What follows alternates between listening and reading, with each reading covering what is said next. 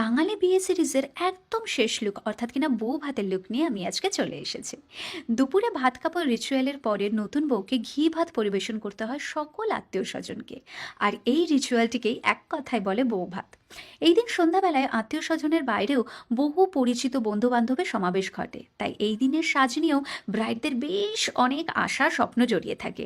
কারণ নতুন দম্পতিকে সকলে দেখতে আসছে বলে কথা, এবং প্রীতি ভোজের মধ্যে দিয়ে এই পোস্ট ওয়েডিং সেরেমনির সমাপ্তি ঘটে।